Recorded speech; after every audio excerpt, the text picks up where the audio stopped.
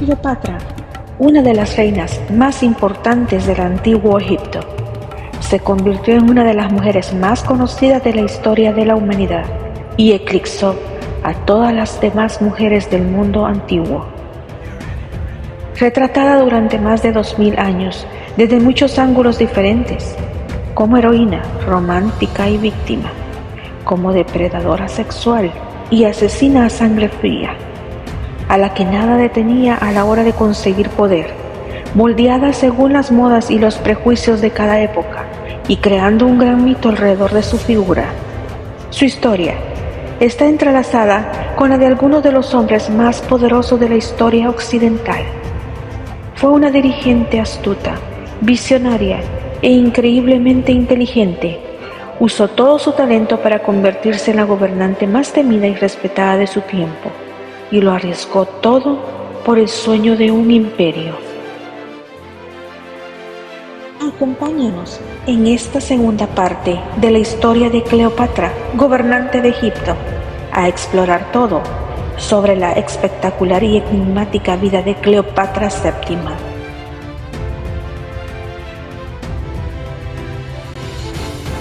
Te recuerdo que en nuestro canal tenemos una lista de reproducción en la que podrás disfrutar uno a uno de los episodios de nuestra serie de videos del Antiguo Egipto. También les dejo un enlace aquí donde podrán disfrutar de estos videos.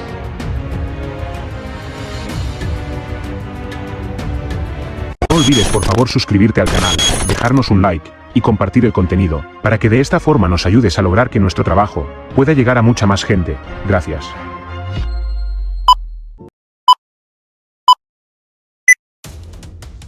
Su hermano, junto con sus consejeros, convencieron al pueblo de que Cleopatra era culpable de una sequía reciente.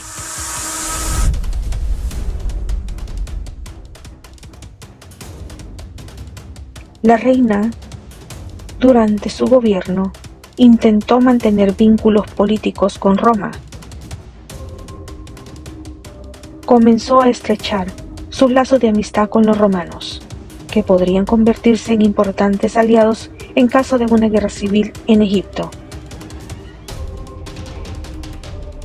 Su principal aliado sería el general Pompeyo, líder de una de las familias romanas más tradicionales. Tales maniobras diplomáticas llevaron a Cleopatra a ser acusada de traición por conspirar contra su hermano. Uno de los hermanos terminaría matando al otro. Por el momento, para Cleopatra, su mejor posibilidad de sobrevivir era huir del palacio y de la ciudad.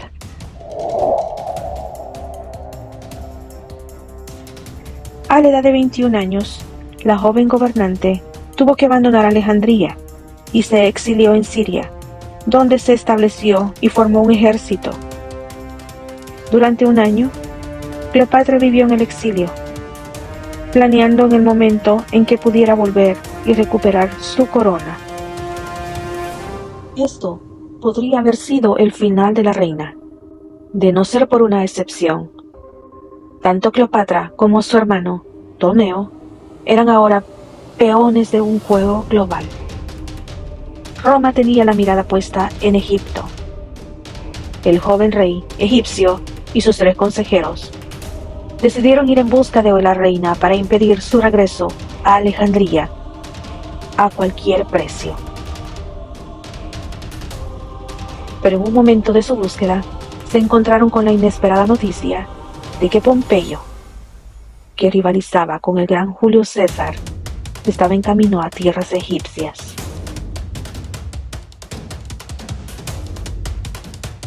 Un conflicto dividió el Imperio Romano entre Pompeyo y Julio César. Este conflicto se conoció como la Guerra Civil de la Cesarea. Fue después de sufrir una desastrosa derrota en Grecia contra Julio César que Pompeyo temeroso huyó a Egipto en busca de refugio.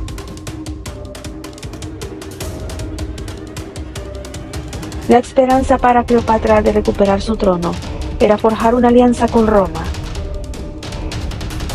identificó entonces a un romano que era lo suficientemente poderoso como para estar a su altura como su aliado.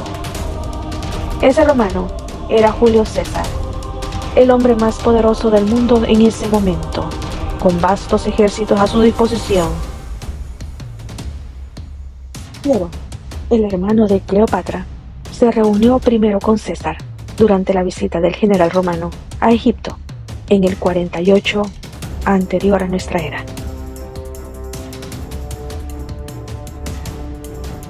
Este había llegado para cobrar las grandes sumas de dinero que Egipto debía a Roma. En ese momento, el joven faraón cometió un gran error. Tiempo antes, queriendo causar buena impresión a César, Ptolomeo ordenó decapitar a Pompeyo, el rival romano de César, a su arribo a Alejandría.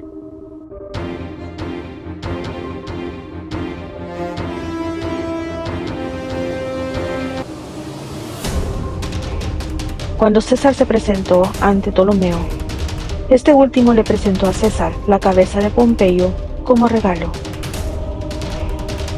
César quedó impactado y horrorizado por el atrevimiento de estos extranjeros de matar a uno de los grandes romanos de la época. César, enfurecido, ordenó la ejecución de los hombres que habían matado a su rival. Exigió el resto de la deuda del pacto que había sellado con el padre del joven faraón.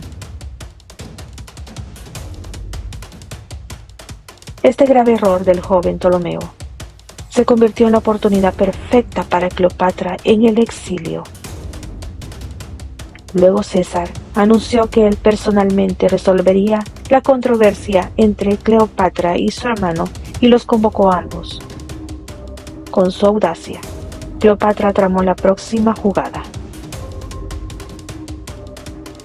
Regresó secretamente al palacio, se escondió en una alfombra enrollada y fue conducida hasta la habitación de César, quien se convirtió en su amante. A la mañana siguiente, el joven Ptolomeo llegó al encuentro pactado y encontró a César y a su hermana juntos. Sorprendido por el éxito de Cleopatra con César, Ptolomeo arrojó su corona y se retiró. César actuó de mediador entre los hermanos con la esperanza de llegar a una solución pacífica. La calma no duró mucho tiempo. Durante un banquete que celebraba la reconciliación, hubo un intento de asesinar a César. El propio barbero del líder romano fue quien frustró el ataque. Al descubrirse que Potino, el regente del rey, había sido el organizador del ataque, César ordenó ejecutarlo y puso al joven rey bajo vigilancia. Mientras el joven rey estaba detenido en el palacio real, los partidarios del hermano de Cleopatra se levantaron contra la reina y su amante romano. Mientras se gestaba el levantamiento de los partidarios de Ptolomeo, César tuvo la oportunidad de guiar una peregrinación a la tumba de su héroe, Alejandro Magno, situada en la cámara funeraria excavada en la roca tras el mausoleo de Soma. Allí, acompañado por Cleopatra, presentó sus respetos ante la tumba de Alejandro. Mientras tanto, el general Aquilas, que respondía a Ptolomeo, reunió una hueste de 20.000 infantes y 2.000 jinetes, que marcharon sobre la ciudad. Comenzaba así, en el 47 anterior a nuestra era, el sitio de Alejandría. César no tenía fuerzas para oponerse y envió embajadores para negociar. Aquilas los ejecutó en el acto y eliminó toda posibilidad de paz. César, atrapado en el palacio con apenas 4.000 soldados y sabiendo que la llegada del ejército enemigo era inminente, pidió ayuda a Siria, Rodas y Cilicia. Arsinoe, la hermana menor de Cleopatra, escapó de Alejandría junto a su eunuco de confianza, Ganímedes, y se unió al ejército de Aquilas, erigiéndose líder de la resistencia ante los invasores romanos, ya que Cleopatra estaba de parte de estos. y Ptolomeo XIV solo tenía 12 años. La situación era compleja y César mandó quemar las naves del puerto para evitar tentaciones de retirada, proceso durante el cual las llamas se extendieron a la famosa biblioteca alejandrina, destruyéndola. Aquila se hizo del control de la ciudad, excepto por el último reducto de resistencia, cuya caída parecía inminente, y entonces un golpe de suerte aclaró un poco del panorama para César. Ganímedes tuvo un grave enfrentamiento con Aquilas y Arsínoe ordenó ejecutar a este último, nombrando a Ganímedes como general. Pero a principios del año 47 aparecieron finalmente las ansiadas fuerzas de auxilio de César. Marchando desde Asia Menor con ello, la situación dio un giro, y el 27 de marzo del 47, los egipcios fueron derrotados, atrapados entre dos frentes, y las legiones romanas se convirtieron en la protección oficial de la reina. Ptolomeo XIII murió ahogado en el Nilo al volcar su bote mientras huía, y Ganímedes sufrió un destino similar. Arsínoe cayó prisionera, pero se respetó su vida.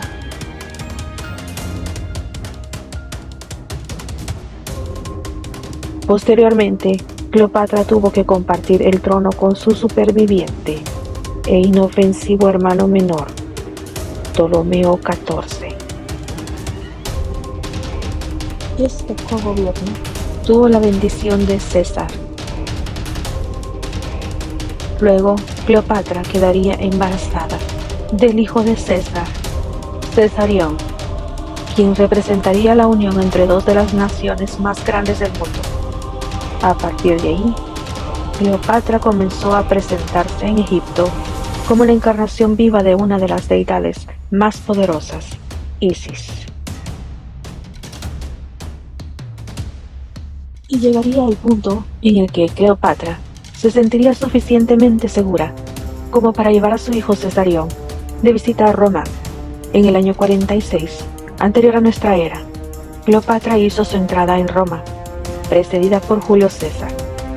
Fue una llegada triunfal que iba acompañada del júbilo de los romanos por haber conseguido la victoria de César en Alejandría contra los opositores de Cleopatra, el fin de las hostilidades entre los dos territorios. La visita serviría para que César conociera a su hijo, pero principalmente para fortalecer el pacto con César, ya que éste preparaba su campaña y necesitaba los recursos de Egipto. Para Cleopatra y para César, la visita tenía un gran sentido político y personal, pero también fue un gran desastre de relaciones públicas. Roma estaba intrigada y al mismo tiempo horrorizada por Cleopatra, y la situación empeoraba cada día. Julio César colocó una estatua de ella en el templo de Venus. A los ojos de los romanos, Cleopatra solo era una reina bárbara que había llegado desde sus problemáticas tierras egipcias.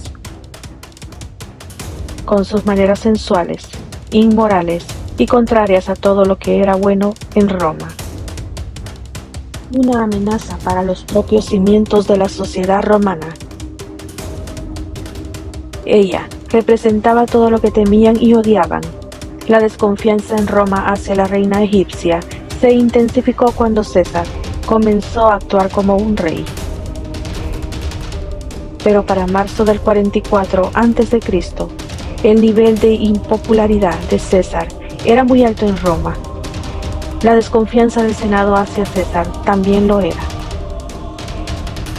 Un grupo grande de senadores pensaba que la libertad de la República estaba en juego y que el destino que le esperaba a Roma era el de terminar siendo parte de un nuevo imperio cosmopolita, dirigido desde Alejandría. En la mañana del 15 de marzo, César entró en el Senado romano, ya que había sido convocado al foro para que el Senado le leyera una petición con el fin de devolver el poder efectivo al Senado. Marco Antonio, que había tenido noticias difusas de la posibilidad de un complot, corrió al foro e intentó detener a César en las escaleras, pero fue inmovilizado durante su intento de alcanzarlo. Pero el grupo de conspiradores interceptó a César justo al pasar el teatro de Pompeyo, donde se reunía la curia romana, y lo condujo a una habitación anexa al pórtico este, donde le entregaron la petición. En pocos minutos, el Senado, el epicentro del poder en la civilización más sofisticada de la Tierra, se sumió en el más puro salvajismo. Julio César fue asesinado de 23 puñaladas, víctima de una conspiración orquestada por un grupo de senadores opuestos a sus ambiciones autocráticas. De repente, todo se desmoronó para Cleopatra. Si los enemigos del César gobernaran Roma, estaría en el bando equivocado. Toda la seguridad que tanto había buscado había desaparecido y debía empezar de nuevo. Cleopatra permaneció allí durante casi todo un mes para garantizar su futura seguridad, la de su hijo y su país. Cleopatra tuvo que encontrar a un nuevo aliado en Roma. Necesitaba ayuda para impedir que los romanos invadieran Egipto y robaran sus riquezas. Es entonces cuando aparece un político general y el aliado más fiel de César, Marco Antonio. Por segunda vez en su vida, Cleopatra necesitaría usar de todas sus habilidades que tenía a su disposición, pero esta vez lo haría de manera más inmoral. Cuando César estaba vivo, puso sus miras en su sustituto, el nuevo cogobernante del Imperio Romano, Marco Antonio. Él sería la siguiente conquista de Cleopatra. Una alianza con este poderoso general parecía su mejor oportunidad para sobrevivir. Cleopatra permaneció en Roma hasta mediados de abril, con la vana esperanza de que Cesarión fuera reconocido como el heredero de César. Sin embargo, en su testamento, César nombró a su sobrino nieto, Octavio, como principal heredero. El regreso de Cleopatra a Alejandría en mayo del 44, tras el asesinato de César, marca la segunda parte de su reinado, en el cual dio notables avances a la restauración del imperio de sus antepasados. Ptolomeo XIV murió en el 44. Es probable que Cleopatra haya ordenado su asesinato, cuando éste se convirtió en una amenaza para ella. Cleopatra ahora gobernaba con su hijo pequeño, Cesarión. Ahora con Cesarión como rey, Cleopatra puso sus manos a la obra y terminó las obras de restauración en Alejandría. Entre sus obras más famosas está el templo de Isis, en la isla de Faros. Terminó las obras que su padre había dejado a medias en Edfu e inició la construcción del Caesareum, un templo en honor a César, imitando al foro romano y cerca del puerto de la ciudad. También construyó un alfar flotante de Hermontis y una sinagoga. En el plano intelectual, la propia reina aplicó también sus dotes resucitadores y Alejandría vivió un renacer intelectual. Durante los años 44 a 41 a.C., Cleopatra se dedicó a reinar en Egipto, pero sin perder de vista la guerra civil en Roma. Cuando los asesinos de César fueron derrotados en el 42 a.C. en la batalla de Filipos, Marco Antonio, Octavio y Lépido se convirtieron en los herederos de César. Decidieron entonces dividir la república en 3 partes. Para administrarla conjuntamente, Antonio recibió la Galia, Grecia y Oriente. Lépido recibió África y Octavio tomó el control de Hispania y Roma. Entonces Antonio, ahora controlador de los territorios del este de Roma, envió a buscar a Cleopatra para que pudiera explicar su papel después del asesinato de César. En el 41 a.C., Cleopatra zarpó para encontrarse con Marco Antonio en su palacio del Mediterráneo Oriental, con el objetivo de explotar todas las debilidades de Marco Antonio y conquistarlo.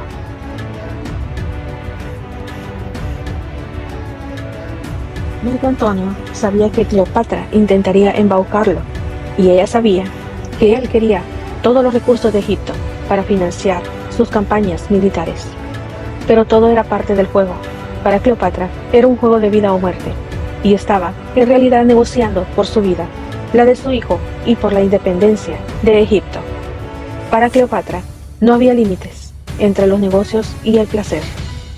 Marco Antonio se convertiría en el amor de su vida y en la causa de su muerte.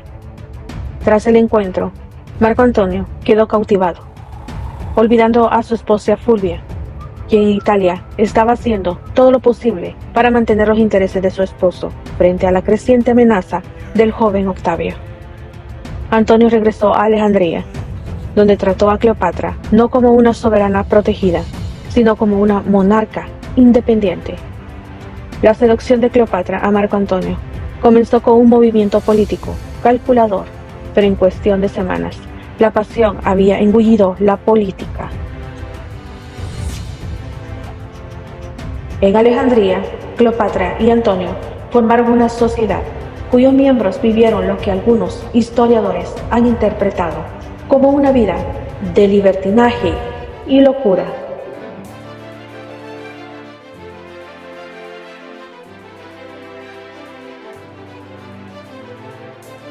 Habiendo eliminado a su hermano, la única amenaza para Cleopatra dentro de su propia familia era su hermana Arsinoe.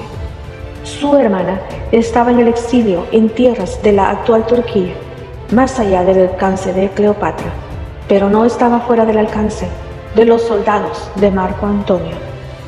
Arsinoe, su única hermana superviviente, fue asesinada por orden de Marco Antonio.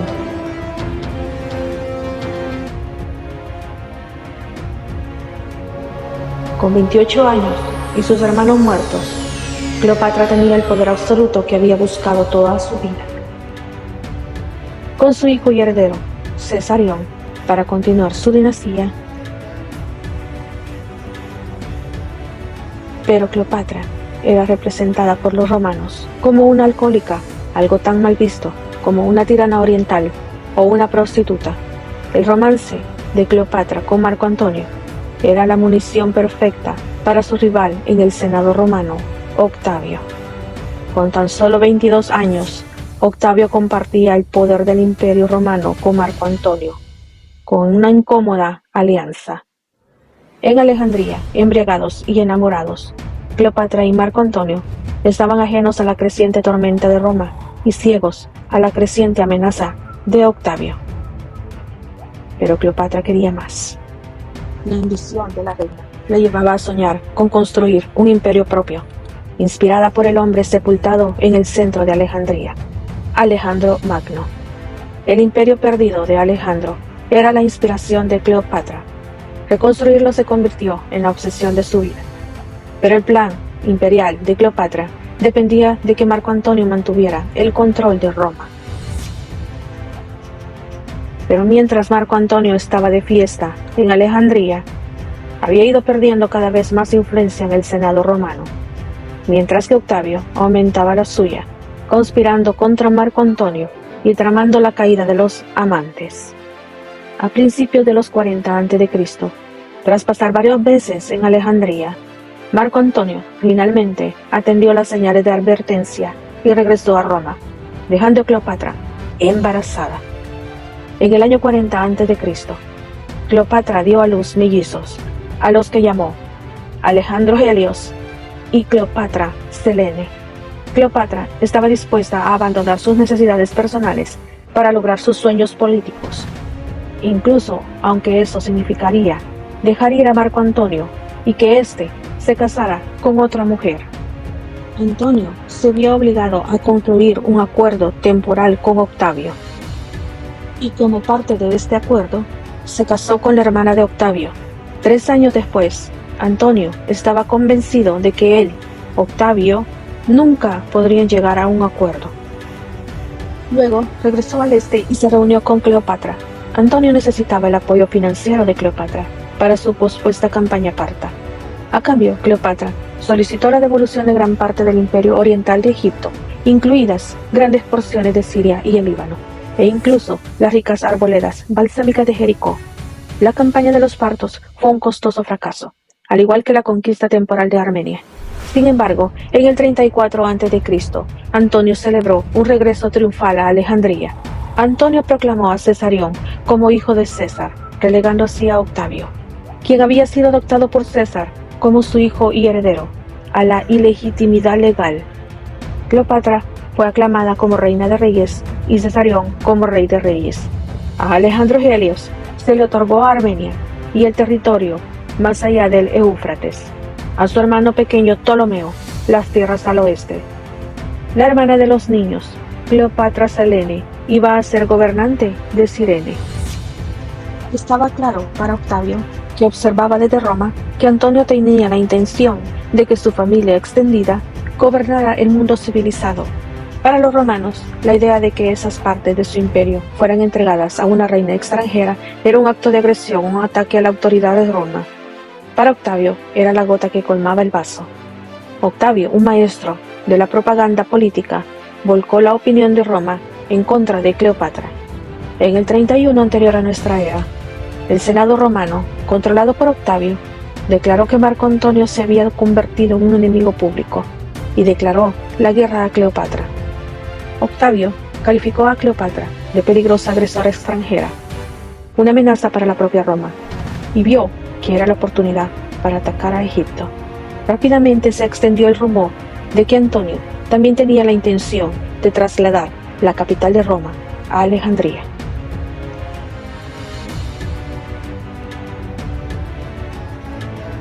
La batalla naval de Actium, en la que Octavio se enfrentó a las fuerzas combinadas de Antonio y Cleopatra, el 2 de septiembre 31 a.C., fue un desastre para los egipcios.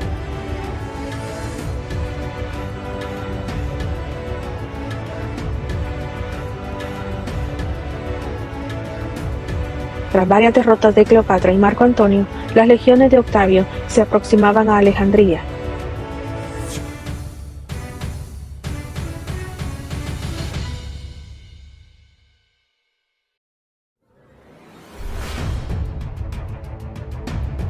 Antonio y Cleopatra huyeron a Egipto, y Cleopatra se retiró a su mausoleo, cuando Antonio partió para pelear su última batalla. En este momento, el hijo de Cleopatra era tomado por Octavio como una amenaza para Roma. Por lo que varios días antes de que Octavio llegara a Alejandría, Cleopatra envió a su hijo a Etiopía para su propia protección. La victoria marítima de Octavio en Actium tuvo como resultado el fin de la contienda entre los dos herederos de César. Luego de Actium, el consorte se dispuso a seguir a Cleopatra, con rumbo a las tierras del Nilo. El resto de la flota y ejército de Antonio y Cleopatra se unieron a Octavio, quien ahora contaba con unas 50 legiones. Fue al año siguiente, en agosto del 30, cuando el victorioso heredero llegó a Alejandría acompañado por un gran número de tropas. Viéndose acorralada y a espaldas de Marco Antonio, Cleopatra hizo una oferta a Octavio. Los antiguos historiadores creen que Cleopatra le habría sugerido a Octavio que le entregaría a Egipto, a cambio de que se le garantizara la seguridad de la nación y la de su hijo, por parte de Roma. Pero Octavio no quería el dinero de Cleopatra, quería su país, con todas sus riquezas para sí mismo. Luego, Antonio recibió la falsa noticia de que Cleopatra había muerto, difundida por la misma Cleopatra, y sabiendo que esto iba a provocar que Antonio se suicidara. Y finalmente Marco Antonio se echó sobre su espada y se suicidó.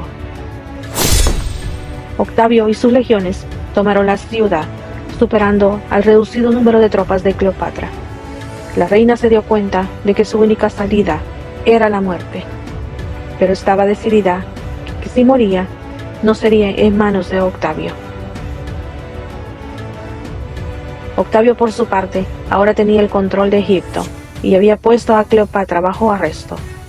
Pero Octavio no solo quería derrotar a Cleopatra, quería humillarla, hacerla desfilar por las calles de Roma como un despojo, arrastrándola por las calles. Finalmente Cleopatra se dio cuenta de que su sueño de mantener a Egipto independiente, crear un nuevo imperio y dar un futuro a sus hijos, había muerto. La vida perdió así todo el sentido para ella. Tras la toma de Alejandría por parte de Octavio, Cleopatra se dirigió al Palacio Real. Al ingresar al palacio, le hicieron llegar de contrabando un áspid, una culebra venenosa propia de Egipto, en una cesta. Ese día, tras la llegada de Octavio al Palacio Real, la reina del Nilo se declaró ante Octavio como amiga y aliada de Roma, con la esperanza de que eso la ayudara en su situación. Pero la reunión finalmente no llegó a ninguna parte. En ese momento, Cleopatra había prometido acompañar a Octavio a Roma.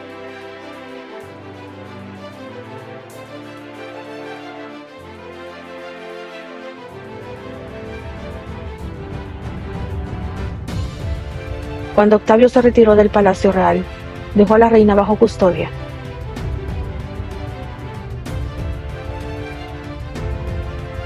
Pero de acuerdo con los escritos de Plutarco, Cleopatra logró encerrarse en un mausoleo que había construido en el Palacio de Alejandría, acompañada de 2 sirvientas y con la cobra egipcia que le habían hecho llegar en una canasta.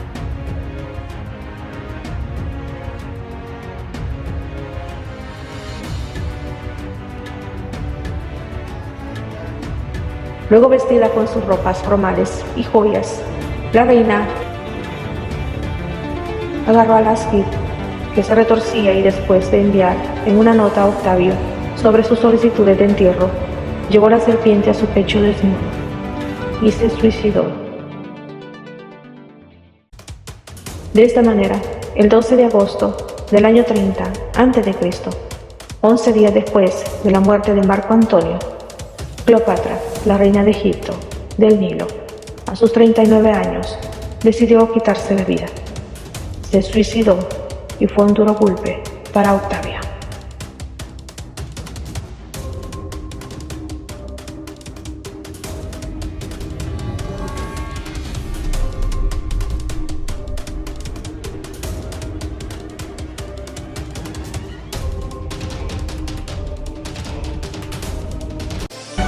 Gracias amigos, por llegar hasta aquí. No olviden suscribirse al canal, dejarnos un like, y si les gusta el contenido, compartirlo por redes sociales.